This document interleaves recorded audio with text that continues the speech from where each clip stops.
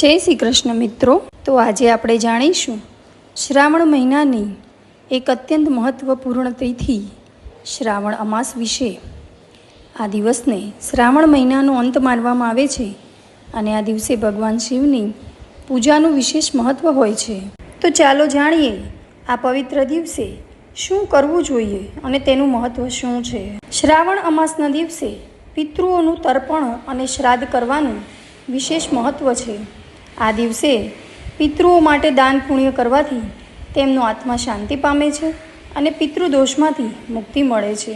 આ દિવસે પીપળાના વૃક્ષની પૂજા કરવી ખૂબ જ શુભ મનાય છે। પીપળાના ઝાડમાં બધા દેવતાઓનો વાસ હોય છે અને તેની પરિક્રમા કરવાથી પાપ ધોવાઈ જાય છે। અને જો શક્ય હોય તો આ દિવસે કોઈ પવિત્ર નદીમાં સ્નાન કરવું જોઈએ। તેનાથી શારીરિક અને માનસિક શુદ્ધિ થાય છે। મિત્રો, આ શ્રાવણ અમાસના દિવસે શિવજીની પૂજા કરવાથી જીવનમાં સુખ શાંતિ આવે છે। તો સવારે સ્નાન કરીને સ્વચ્છ વસ્ત્રો પહેરો, ત્યારબાદ શિવલિંગ પર જળ અને દૂધ ચડાવો, બીલીપત્ર, ધતૂરો અને ફૂલ અર્પણ કરો અને છેલ્લે ઓમ નમઃ શિવાય મંત્રનો જાપ કરો। તો આપણે જાણીએ કે અમાસ ક્યારે છે। તો ઘણા એવું કહેતા હોય છે કે 22 ઓગસ્ટ છે અને 23 ઓગસ્ટ છે, પણ આપણે 23 ઓગસ્ટ અને શનિવારના રોજ અમાસને માનીશું અને તે દિવસે ભગવાન શિવની પૂજા કરીશું અને પીપળાના વૃક્ષમાં પાણી ચડાવીશું અને પિતૃઓને તૃપ્ત કરીશું।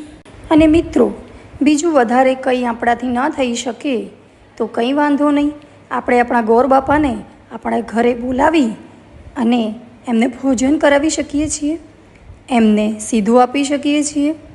આપણા શાસ્ત્રોમાં કહ્યું છે કે ભગવાન તો ભાવના ભૂખ્યા છે, માટે મનમાં કંઈ પણ એવું રાખ્યા વગર આપણી શક્તિ એવી ભક્તિ પ્રમાણે જે પણ દાન પુણ્ય આપણાથી થાય તે આપણે કરી શકીએ છીએ।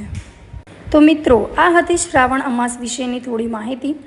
શ્રાવણ અમાસના પવિત્ર દિવસે ભગવાન શિવની કૃપા તમારા અને તમારા પરિવાર પર હંમેશા બની રહે તેવી જ પ્રાર્થના। જય શ્રી કૃષ્ણ મિત્રો।